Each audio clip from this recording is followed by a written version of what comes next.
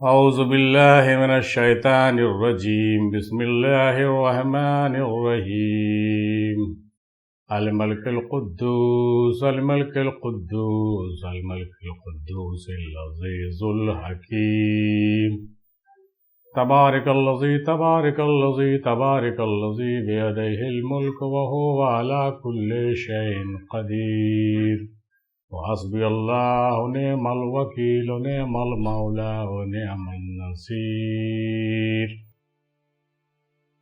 محترم سامعین، قارئین اور ناظرین اور حاضرین، السلام علیکم ورحمۃ اللہ وبرکاتہ۔ مرکز Afzalia education and research centre Nawada کے جانب سے آپ کا خیر مقدم ہے۔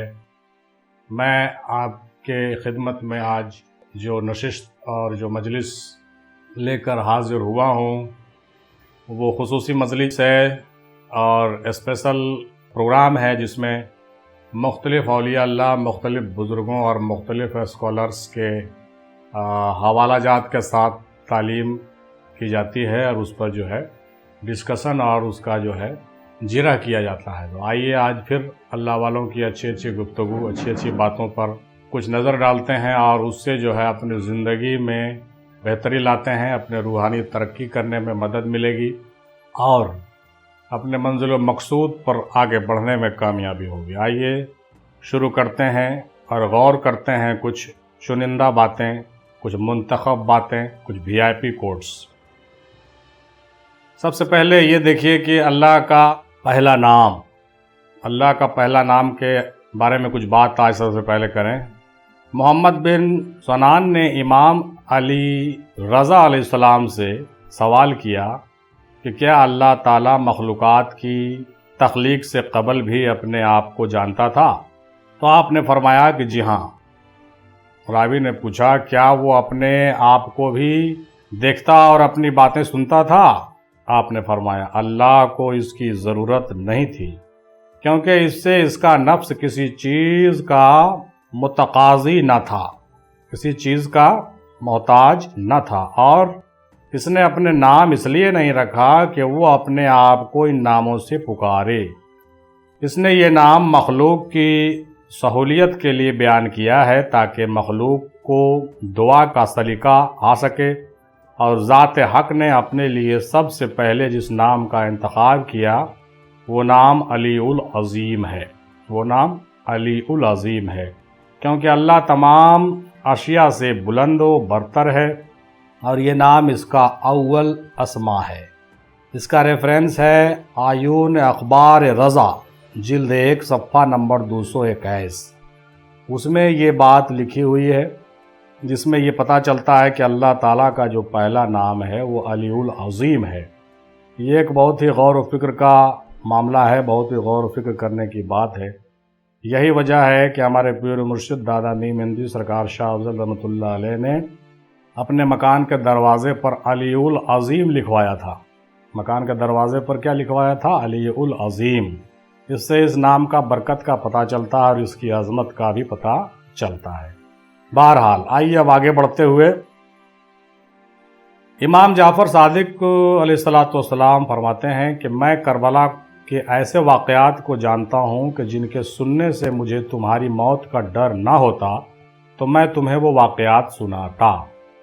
مطلب یہ ہوا کہ کربلا میں ایسی باتیں ہوئی ہے جس کا تذکرہ بہت سا پوشیدہ ہے، اگر اس کو کھول دیا جائے، ان باتوں کو بیان کیا جائے تو انسان کا موت تلک ہو سکتا ہے۔ یہ بات امام جعفر صادق فرما رہے ہیں۔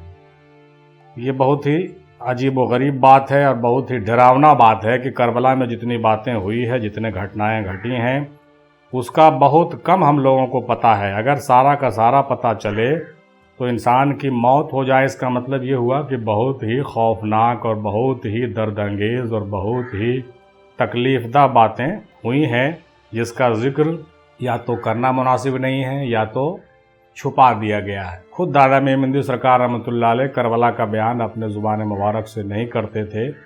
اس کی جو ہے تہ اور اس کی حقیقت اس قول سے پتہ چلتا ہے۔ وہ کہتے تھے کہ اگر ہم بیان کرنا بھی چاہیں تو بیان نہیں ہو سکتا اور رقت طاری ہو جاتی تھی، اور ایسا کہتے تھے جیسا لگتا تھا کہ ان واقعات کو اپنے آنکھوں سے وہ دیکھ رہے ہوں۔ تو یہ بہت ہی عبرتناک اور بہت معتبر باتیں ہیں، جس کو جو ہے آپ اپنے دل و جگر کے سنگیان میں لیجئے، مطلب اس کو آپ سیریسلی لیجئے۔ اس لیے ہم اس کو VIP کوٹس میں بیان کر رہے ہیں، تاکہ آپ اس کو نوٹ کیجئے اور اپنے ڈائری میں بھی نوٹ کیجئے۔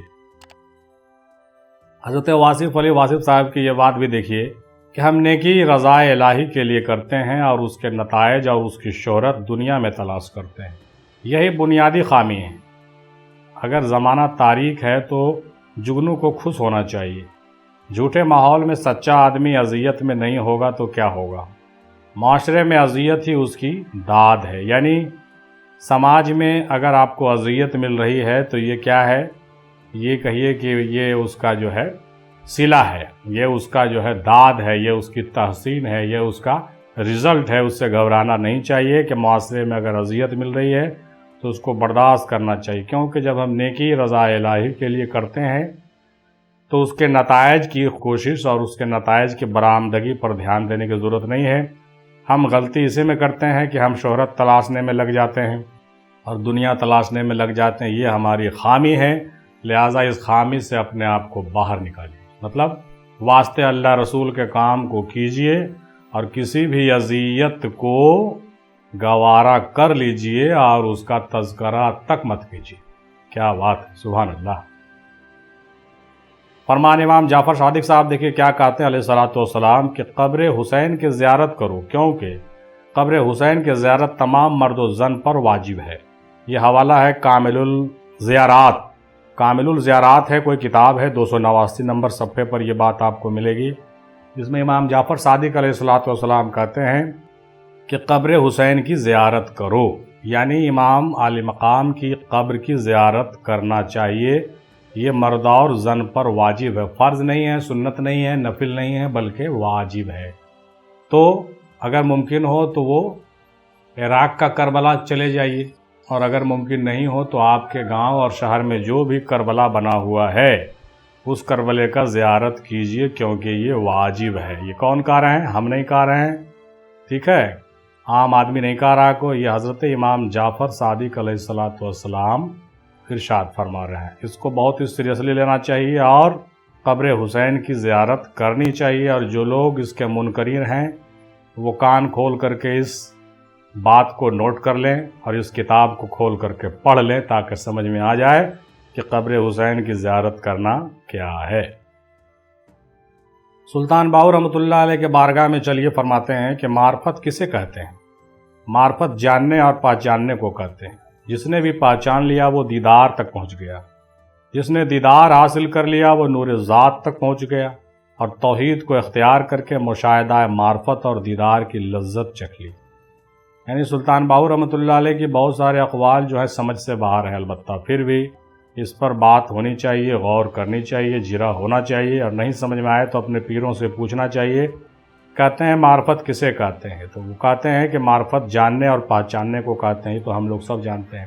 جس نے بھی پہچان لیا دیدار تک پہنچ گیا، ٹھیک ہے، جس نے بھی پہچان لیا دیدار تک پہنچ گیا۔ دیدار کے حوالے سے میری بنی ہوئی ویڈیو بہت ساری ہے، دیدار کی حقیقت اور دیدار کے متعلق ہم نے بہت جرا کیا ہے۔ دیدار کے بارے میں بہت سارے علماء، بہت سارے صوفیہ کے مختلف اقوال ہیں، اس میں کافی جو ہے کنٹرڈکشن پایا جاتا ہے، اس لیے اس کو سمجھنا چاہیے۔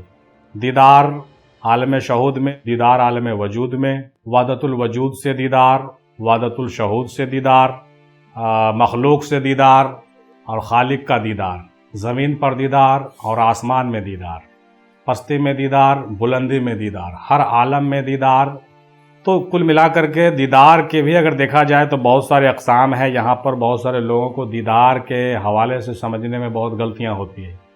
کوئی آدمی دیدار کو کچھ سمجھ رہا ہے، کوئی آدمی دیدار کو کچھ سمجھ رہا ہے، اور کوئی کچھ سمجھ رہا ہے۔ تو ان چیزوں کو سمجھنے کے لیے آپ ہمارے ویڈیو دیدار الہی کے نام سے جو ہے آپ ضرور دیکھیے گا، اس میں جرا کیا گیا ہے کہ دیدار کی کتنے قسمیں ہیں، اور دنیا میں آپ اللہ کا دیدار کیسے کریں گے، اور آخرت میں اللہ کا دیدار کیسے ہوگا، اور خواب میں آپ کا دیدار کیسے ہوگا، یا مقام انا میں آپ کا دیدار کیسے ہوگا۔ یہ ساری باتیں بہت ہی ٹیکنیکل ہے اور بہت ہی میکنیکل ہے، بہت ہلکے میں مت لیجئے گا۔ بہت سے لوگ کنفیوژن کے شکار ہوتے ہیں اور سلطان باہو کا حوالہ دے کر کے بڑی بڑی باتیں کرتے ہیں، لیکن ان کو سمجھنا چاہیے کہ یہ باتیں بہت ہلکی نہیں ہیں۔ اللہ تعالی ہم لوگوں کو دیدار کی سمجھ عطا فرمائے۔ تو یہ دیدار کی بات جو اب ابھی کر رہے ہیں یہ اقتباس ہے قرب دیدار، اردو ترجمہ میں بھی دیکھا جا سکتا ہے، جس میں سلطان باہو نے فرمایا کہ اللہ کے پہچاننے کو معرفت کہتے ہیں، اور پہچان اور معرفت کے بعد ہی انسان دیدار تک پہنچتا ہے، پھر وہ نور ذات تک پہنچتا ہے اور توحید کو اختیار کرتا ہے اور مشاہدہ معرفت میں چلا جاتا ہے۔ یعنی صاف پتہ چلتا ہے کہ نور ذات اور نور صفات کو الگ الگ سمجھنا چاہیے۔ امید ہے باتیں سمجھ میں آ رہی ہوگی۔ حضرت واصف علی صاحب کی بات یہ دیکھتے چلیے، وہ مجذوب کے بارے میں کیا اچھی بات کہتے ہیں۔ کہتے ہیں کہ مجذوب ہوتے ہیں اور ضرور ہوتے ہیں۔ بہت سے لوگ جو انکار کر جاتے ہیں اس کے بارے میں یہ بہت ہی اچھی بات انہوں نے کہی کہ مجذوب ہوتے ہیں اور ضرور ہوتے ہیں، اور اللہ تعالیٰ کی طرف سے ایسا ہوتا ہے۔ یہ اللہ تعالیٰ کی راہ میں ایک مقام ہے، وادی حیرت ہے، اور حیرت کے اندر گم ہو جانے والے مجذوب ہوتے ہیں، ان پر جلوہ اشکار ہو جاتا ہے اور وہ وہیں کے وہیں رہ جاتے ہیں۔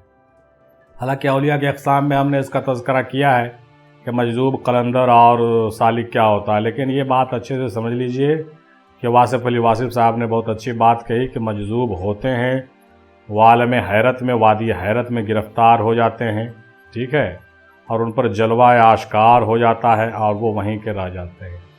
مقام عقل سے آساں گزر گیا اقبال، مقام شوق میں کھویا گیا یہ فرزانہ۔ مطلب مقام شوق اور مقام حیرت میں جب لوگ پہنچتے ہیں وہاں اکثر لوگ کھو جاتے ہیں، تو وہیں پہ مجذوبیت ہونے کی بات ہوتی ہے، اور اکثر و بیشتر لوگ وہیں گم ہو جاتے ہیں۔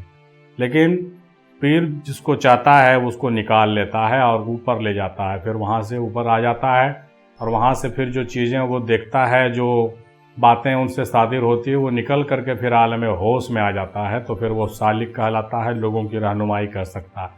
لیکن جو وہاں پھنس گیا وہ خود تو پار ہو جائے گا، دوسرے کی رہنمائی نہیں کر سکے گا۔ خدا کا مذہب امن اور محبت کا مذہب ہے صاحب۔ یہ جو تمہارے دل میں مذہب کے نام پر نفرت بھرتے ہیں اور خدا کے نہیں بلکہ شیطان کے بندے ہیں۔ یہ خان عبدالغفار خان صاحب ہیں، انہوں نے یہ بات کہی ہے کہ جو خدا کے نام پر لوگوں کو نفرت بھرتے ہیں، لوگوں کے دلوں میں نفرت ڈالتے ہیں، اس سے نہیں ملو، اس سے نہیں ملو، وہ برا ہے، وہ خراب ہے، اس کا مسلک خراب ہے، اس کی مذہب خراب ہے، اس کی سوچ غلط ہے، یہ غلط بات ہے۔ یہ بات نفرت پیدا کرنے والی ہے۔ آپ اگر واقعی محبت پھیلانا چاہتے ہیں تو آپ اپنے لوگوں کو، اپنے چاہنے والوں کو کھلی آزادی دیجیے اور اس کو تحقیق کرنے دیجیے۔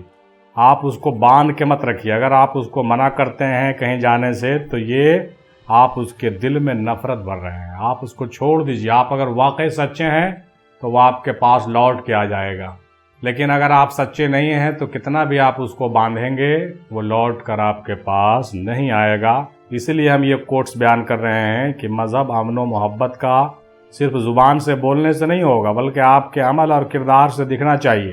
آپ کسی کے دل میں جب نفرت بھریں گے تو یہ کام شیطانی ہے، یہ کام اسلامی نہیں ہے، اور یہ کام بہتر نہیں ہے، ٹھیک ہے۔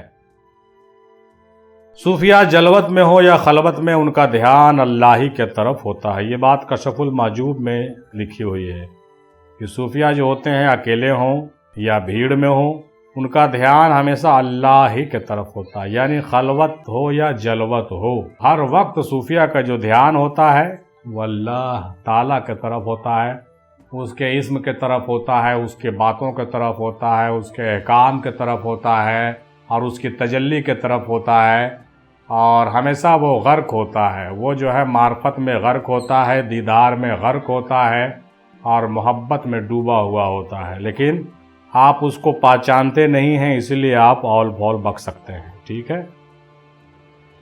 آگے دیکھتے ہیں۔ ہم اتنا زور اپنے آپ کو درست کرنے میں نہیں لگاتے صاحب، جتنا زور دوسروں کو اپنے سے زیادہ غلط ثابت کرنے میں لگاتے ہیں۔ ہم نے اکثر و بیشتر دیکھا ہے کہ بعض مسلک اور بعض جو فرقے بنے ہوئے ہیں آج کے زمانے میں، بنا نام لیے ہوئے ہم یہ کہیں گے کہ اس کا بس یہی کام ہے کہ وہ غلط، وہ غلط، وہ غلط، وہ غلط، وہ غلط، وہ غلط، 3 صحابہ غلط، 1 صحابہ صحیح، ٹھیک ہے، وہ مسلک صحیح، وہ مسلک غلط۔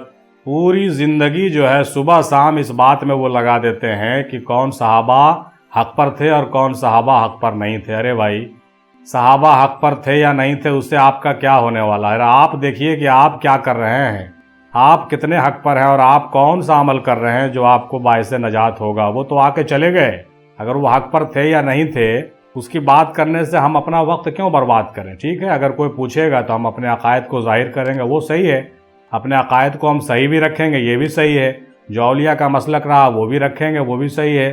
لیکن اولیاء اللہ کو جھٹلا کر کے ہم صحابہ کو غلط کرنے میں لگے رہتے ہیں، یہ تو ٹھیک بات نہیں ہے۔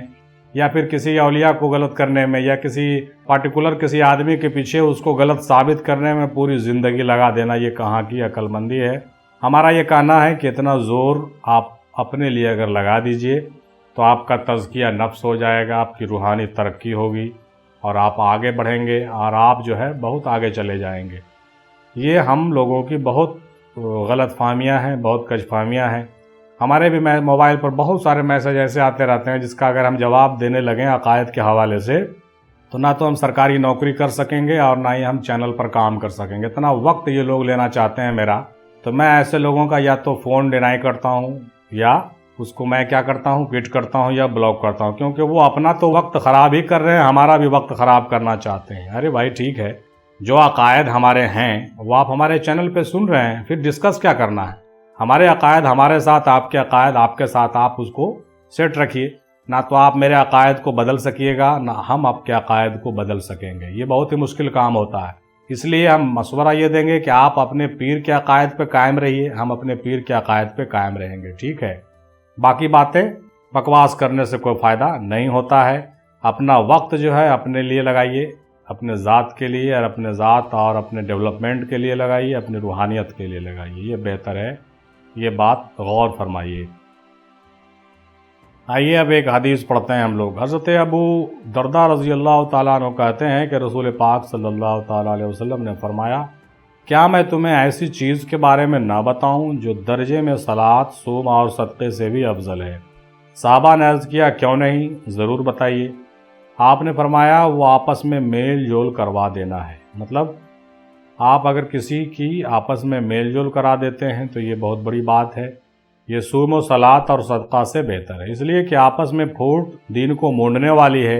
امام ترمذی کہتے ہیں کہ یہ حدیث صحیح ہے اور نبی کریم صلی اللہ علیہ وسلم سے مروی ہے کہ آپ نے فرمایا، یہی چیز مونڈنے والی ہے۔ میں یہ نہیں کہہ رہا ہوں کہ سر کا بال مونڈنے والی ہے، بلکہ دین کو مونڈنے والی ہے۔ یہ جامع ترمذی میں بات لکھی ہوئی ہے، حدیث نمبر 2509۔ اس سے یہ بالکل اسپشٹ اور کلیئر ہوتا ہے صاحب کہ آپس میں میل جول کروانا چاہیے، ٹھیک ہے؟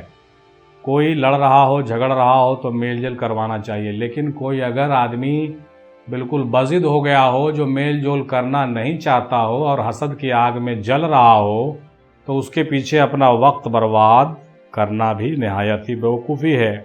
بالکل پھر وقت برباد نہیں کریں، آپ ان کو اپنے حال پر چھوڑ دیں، لیکن جہاں تک ممکن ہو آپ ملنے ملانے کی کوشش کیجیے، اپنا قیمتی وقت ان کو جو ہے دیجیے تاکہ وہ میل پیدا ہو جائے۔ لیکن اگر کسی کام میں 4 سال 5 سال لگ گیا ہو اور میل نہیں ہوا ہو تو پھر ہاتھ دھو کے بیٹھ جائیے، پھر میل نہیں ہوگا۔ انسان 1 بار ملا سکتا ہے، 2 بار ملا سکتا ہے، 3 بار ملا سکتا ہے، 4 بار ملا سکتا ہے، لیکن زندگی بھر تو کسی کو ملانے میں اپنا وقت صرف نہیں کر سکتا ہے۔ یہ سراسر بھول ہے اور اس میں آپ لوگ بھی اپنا وقت برباد نہ کریں، یہی میرا مشورہ بھی ہے اور یہی سچائی بھی ہے۔ یاد رکھو، نفس اور شیطان کے دھوکے زندگی بھر ختم نہیں ہوتے۔ نفس اور شیطان کے دھوکے جو ہے زندگی بھر ختم نہیں ہوتے ہیں صاحب۔ یہ مت سمجھ لیجئے کہ ہم تو نفس سے پاک ہو گئے، ہم نے منازل طے کر لیا، جی نہیں۔ ہم نے حال ہی میں ایک شعر لکھا تھا کہ اس میں یہ بیان تھا، بلکہ بیان صرف میرے طرف سے نہیں تھا بلکہ دادا میر مہندی سرکار فرمایا کرتے تھے کہ جانتے نہیں ہو، ارے شیطان کی جو پہنچ ہے نا، نفس تو اس کا اڈا ہے ہی ہے، قلب تک بھی اس کی پہنچ ہے، روح تک بھی اس کی پہنچ ہے، سر خفی تک بھی پہنچ ہے، اخفا میں وہ نہیں پہنچ سکتا ہے، ٹھیک ہے؟ اخفا اور انا میں شیطان دخل نہیں دے سکتا، لیکن اس کے نیچے والے جو تینوں لطائف ہیں، 4 5 جو لطائف ہیں، اس تک اس کی پہنچ ہے۔ چنانچہ ہم نے شعر میں بھی لکھا تھا، قلب و روح اور سر و خفی تک ہے پہنچے اس کے عرش بری تک، ہے پہنچے اس کے عرش بری تک، ہے تیرا نفس ایمان کا دشمن، سانپ بن کر ڈس گیا تو کیا کرو، ہے تیرا نفس ایمان کا دشمن، سانپ بن کر ڈس گیا تو کیا کرو۔ کہنے کا مطلب یہ کہ یاد رکھو نفس اور شیطان کے دھوکے زندگی بھر ختم نہیں ہوتے۔ یہی وجہ ہے کہ بڑے بڑے صوفیہ اور بڑے بڑے پیر کہلانے والے گدی نشیں لوگ بھی شیطان کے گرفت میں آتے ہیں، اور ان کو لگتا ہے کہ میں تو بھائی صاحب اجازت اور صاحب خلافت ہوں، میں شیطان کے چھلاوے میں نہیں آ سکتا۔ یہ بھرم مت پالیے بھائی، اس بھرم سے نکل جائیے۔ دادا میم ہندی کی طرف سے یہ اعلان اور ان کی تعلیب سمجھ لیجئے۔ جب بایزید بستامی جیسے لوگوں کو نفس اور شیطان نے دھوکہ دیا تو ہم اور آپ کس کھیت کے مولی ہیں؟ Be alert, be save.